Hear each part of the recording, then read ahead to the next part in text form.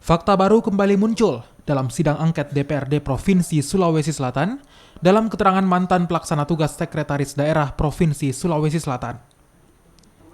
Faksiri Rajamilo, panitia khusus hak angket mengaku menemukan sejumlah fakta terkait pengangkatan 193 pejabat eselon 3 dan 4 lingkup pemerintah Provinsi Sulsel yang diduga syarat dugaan KKN.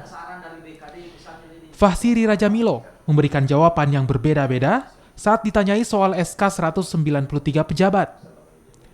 Ia seringkali menjawab tidak tahu atau terkait pembuatan SK pengangkatan pejabat, anggota pansus dari fraksi Nasdem Arum Spin sempat geram dengan pernyataan Faksiri Rajamilo. Dari beberapa jawaban, panitia menemukan adanya indikasi KKN, yakni adanya jabatan titipan bagi sejumlah pejabat yang dilantik oleh Wakil Gubernur Sulsel Andi Sudirman Sulaiman pada Mei 2019 lalu. Dugaan KKN kita masih sementara mengkonfrontir. Kemarin ada dugaan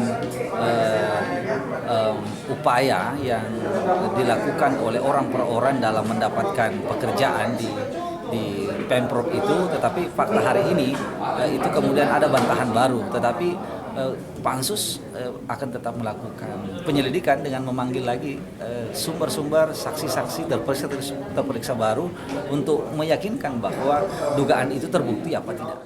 Panitia khusus masih akan mendalami polemik pengangkatan 193 pejabat eselon 3 dan 4, lingkup pemerintah Provinsi Sulsel, dan sejumlah pelanggaran termasuk bagi-bagi proyek untuk keluarga gubernur dan juga wakil gubernur Sulawesi Selatan.